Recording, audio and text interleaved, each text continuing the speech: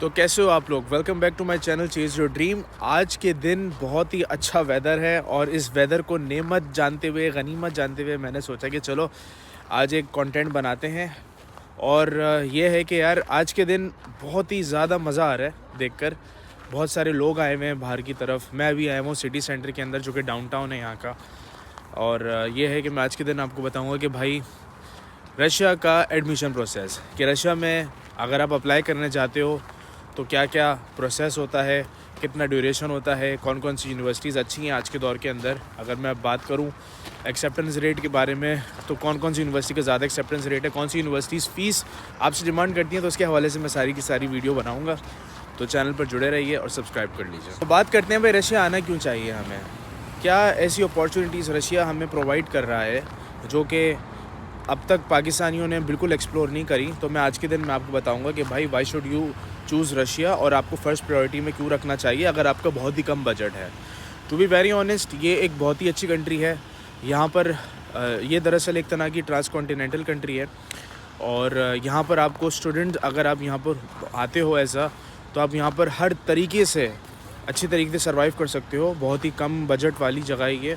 और तो और ये है कि अगर आप बहुत ही कम में, सबसे बढ़कर ये है कि भाई यहाँ पर कॉस्ट ऑफ लिविंग बहुत ज़्यादा कम है, मतलब रहने का ख़र्चा बहुत ज़्यादा कम है, डॉर्मेट्री बहुत इजीली मिल जाती है।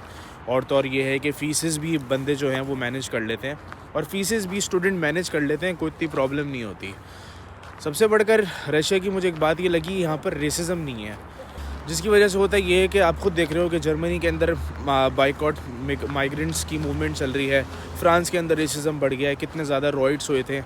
और इसके साथ साथ अगर मैं बात करूं पोलैंड की, तो भाई उनकी तो बात ही मत करो। मैं कोई ये नहीं कह रहा हूं कि पूरा मुल्क रेसिस्ट है, लेकिन मेजॉरिटी लोग जो हैं वहाँ पर जो है वो फार राइट विंग वाले हैं जो कि रेसिज्म पर बिलीव करते हैं, जो कि कहते हैं कि प्योर पॉलिसी होना मतलब बाहर के जो लोग होते हैं फॉरेनर्स वो वेलकम नहीं है। तो रशिया में सबसे अच्छी बात ये भी है कि यार यहाँ पर जो है ना रेसिज्म नाम की कोई चीज़ नहीं है।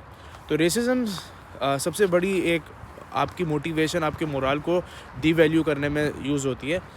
अगर आप एक जगह पर सही भी फील नहीं करोगे ना, तो वहाँ पर रहने का कोई फ़ायदा नहीं है। आप आज नहीं तो कल कोशिश करके ही कहोगे कि यार छोड़ो, इधर मुझे रहना ही नहीं है, मैं वापस पाकिस्तान जा रहा हूँ। तो people usually do this kind of things कि रेसिज्म की वजह से क्या होता है कि लोग छोड़ देते हैं। लेकिन वेरी ऑनेस्ट, रशिया के अंदर ऐसी कोई रेसिज्म नहीं है। रशिया एक तरह का बहुत ही डाइवर्स कंट्री है। अगर आज भी आप देखो रशिया के अंदर बड़ी तादाद के अंदर जो है सेंट्रल एशियन कम्युनिटी, जिसमें उज़्बेक, ताजिक, कज़ाक, किर्गिज़ हो गया, आर्मीनियन, जॉर्जियन हो गया, अज़रबैजान, ये सारे के सारे इस आप भी आते हैं रशिया के अंदर पढ़ने के लिए, बिज़नेस करने के लिए और काम ढूंढने के लिए। और सबसे बढ़कर ये है कि जो मैंने आपको कंट्रीज़ बताई हैं सारी की सारी, उसमें एक ही चीज़ कॉमन है, वो है रशियन लैंग्वेज, तो उनको कोई प्रॉब्लम नहीं होती। खैर, अब मैं जो आपको बताना है कि भाई रशिया क्यों आपको आना चाहिए।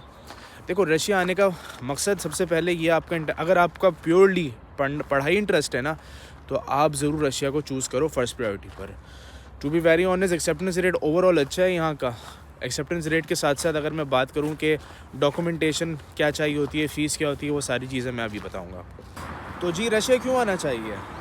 अच्छा, इनटेक के बारे में अभी मैं आपको बताता हूँ क्या इनका इनटेक है। मुझे सर्दी लग रही है तो भाई मैं अंदर रख रहा हूँ अपने। अच्छा, अब इंटेक के बारे में बात करता हूँ। भाई रशिया का इंटेक है क्या। रशिया में 2 किस्म के इंटेक होते हैं। सबसे पहले एक इंटेक स्टार्ट होता है मई से लेकर और अगस्त तक। ये दरअसल 3 महीने की ड्यूरेशन होती है, जिसमें इनकी मेजॉरिटी यूनिवर्सिटीज़ होती हैं वो ओपन हो जाती हैं फॉर एडमिशन, और वो इंटरनेशनल स्टूडेंट्स को अपनी तरफ अट्रैक्ट कर रही होती हैं। और दूसरा इंटेक जो स्टार्ट होता है वो दिसंबर से लेकर फरवरी तक, वो भी 3 महीने का ड्यूरेशन होता है। अगर आप आना चाहते हो सितंबर वाले इंटेक में, तो मई से आप एप्लीकेशन अप्लाई करना शुरू कर सकते हो दूसरी यूनिवर्सिटीज़ के अंदर। तो ये 2 इंटेक हो गए सारे के सारे। रशिया के अंदर कोई प्राइवेट यूनिवर्सिटी का कोई कॉन्सेप्ट नहीं है। जितनी भी यूनिवर्सिटीज़ हैं, अगर आप देखना चाहो, HEC यूनिवर्सिटी हो गई, लोमोनोसोव मॉस्को स्टेट यूनिवर्सिटी हो गई, people friendship university, Ural federal university, Kazan federal university, far eastern federal university, notable universities हैं रशिया के अंदर जो कि इन ड्यूरेशन के अंदर ओपन होते हैं। और इसमें सबसे ज़्यादा बच्चे आते हैं क्योंकि इसकी हाई रैंकिंग है। जितनी भी यूनिवर्सिटीज़ हैं ये कोई प्राइवेट सेमी प्राइवेट नहीं है पाकिस्तान इंडिया की तरह, लेकिन ये है कि यहाँ पर जितनी भी यूनिवर्सिटीज़ हैं सारी की सारी स्टेट ओन होती हैं और वहाँ पर जो है बच्चे आते हैं और ये आपको बहुत अच्छी तरीके की फैसिलिटीज़ प्रोवाइड करती हैं। जैसे तो भाई मुझे काफ़ी सर्दी लग रही है टू बी वेरी ऑनेस्ट, और मैं आप आगे की तरफ जा रहा हूँ। ये पीछे देख सकते हो कितना खूबसूरत सा चर्च है यहाँ पर। तो ये इंटेक्स के बारे में मैंने आपको बताया कि भाई ये इंटेक्स हैं। और इसके साथ साथ यूनिवर्सिटीज़ के बारे में मैंने बता दिया कि भाई ये यूनिवर्सिटीज़ हैं टॉप यहाँ की। अब हम बात करते हैं कि कौन कौन से डॉक्यूमेंट्स चाहिए होते हैं जब आप रशिया में अप्लाई कर रहे होते हो। तो सबसे पहला आपको डॉक्यूमेंट चाहिए होता है पासपोर्ट, जिसकी वैलिडिटी एटलीस्ट 1.5 साल होनी चाहिए, मतलब 1.5 ईयर्स उसमें रिमेनिंग होनी चाहिए एक्सपायरी के दौरान। ऐसा क्यों कह रहा हूँ मैं, क्योंकि देखो जब हम रशिया के अंदर अप्लाई करते हैं ना, तो पहली तो ये कि 2 महीने चले जाते हैं आपके एप्लीकेशन को इवैल्यूएट होने में, उसके बाद वो रिस्पांस देते हैं।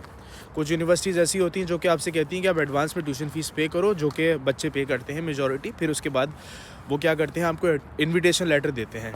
अच्छा, कि इन्विटेशन लेटर क्या होता है, ये दरअसल आप समझ लीजिए जैसे कि आप इटली के अंदर होता ये है कि आपको जब ऑफ़र लेटर दिया जाता है, फिर उसके बाद आप प्री इनरोलमेंट करते हो, फिर उसके बाद आप इनरोलमेंट फ़ीस 156 यूरो पे करते हो, फिर उसके बाद आप क्या करते हो, अप्लाई करते हो वीज़ा के लिए। इसी तरीके से जो रशिया में जो यूनिवर्सिटीज़ होती हैं ना, वो आपको इन्विटेशन लेटर देती हैं। और इन्विटेशन लेटर का जो अगर आप पूछो कब तक हमें रिसीव हो जाता है, तो उसमें भी तकरीबन 1 से 1.5 महीना लगता है इन्विटेशन लेटर इशू होने में। फिर 2 महीने तो चले गए एप्लीकेशन इवैल्यूएट होने में, ठीक है। फिर 1.5 महीना मज़ीद एक्स्ट्रा लगा किसके अंदर, इन्विटेशन लेटर इशू होने में। फिर आप जब अप्लाई करते हो तो तकरीबन 3 महीने चले जाते हैं। फिर उसके बाद आपको वो जो वीज़ा इशू होता है वो सिंगल एंट्री होता है 3 मंथ्स का।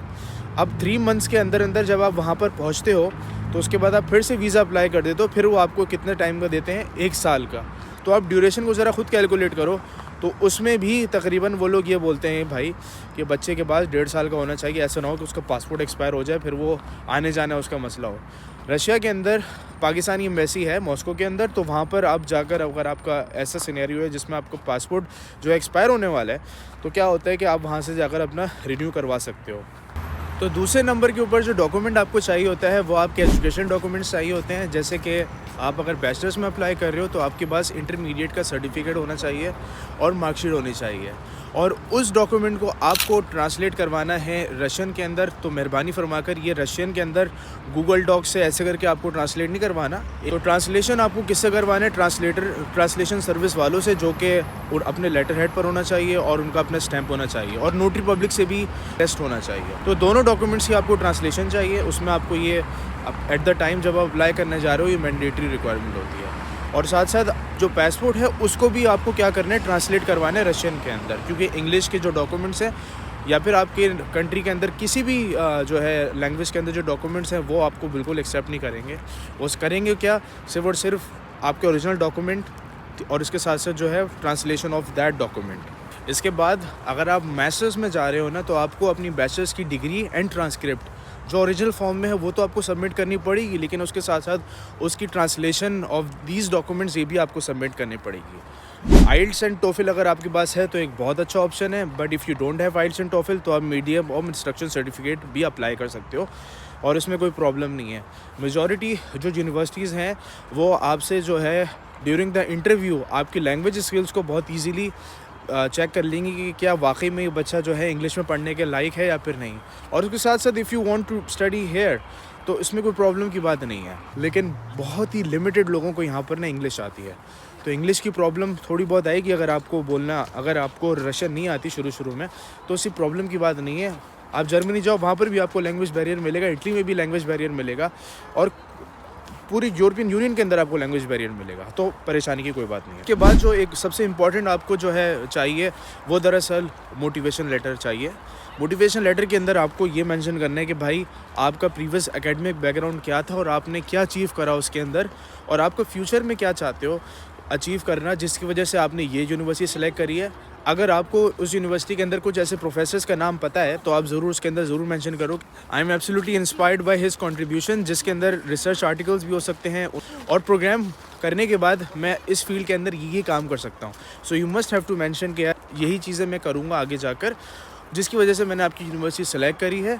और ये है कि इस यूनिवर्सिटी से मेरे जो कैरियर ऑब्जेक्टिव्स हैं वो बहुत अच्छी तरीके से अचीव होंगे।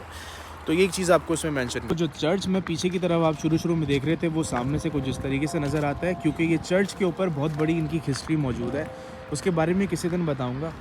भाई डे लाइट कम हो रही है, फटाफट वीडियो को वाइंड अप करते हैं। उसके बाद जो सबसे इंपॉर्टेंट डॉक्यूमेंट जो चाहिए होता है आपको अप्लाई करते वक्त, वो चाहिए आपका रिकमेंडेशन लेटर, जो कि आप अपने प्रोफेसर से निकलवा सकते हो, और अपने एम्प्लॉयर से भी निकलवा सकते हो अगर आप कहीं भी जॉब कर रहे हो।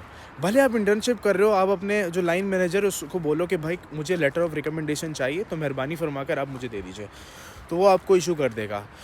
मैं आपको एक हैक बताऊंगा कि अगर आप रिकमेंडेशन लेटर इशू करवाना चाहते हो ना, तो बेहतर होगा कि आप अपने प्रोफेसर से करवाना, क्योंकि यार जिस प्रोफेसर से आपकी सबसे अच्छी बनी हुई हो, टू बी वेरी ऑनेस्ट, होगा ये कि हर वो बंदा आपके बारे में अच्छी अच्छी चीज़ें लिख देगा। और अगर वो बोले कि भाई मेरे पास टाइम नहीं है, तुम फॉर्मेट बना कर आ जाओ, तो चैट जीपीटी से आप क्या करो, सिंपल एक रिकमेंडेशन लेटर उससे बनवा लो, वो आपको बहुत अच्छी तरीके से बना कर दे देगा। इस लेटर को आप ज़रूर लगाएं, क्योंकि रिकमेंडेशन लेटर जो होता है ना, वो उससे बहुत ज़्यादा आपकी जो है प्रोफाइल पर वेटेज पड़ता है।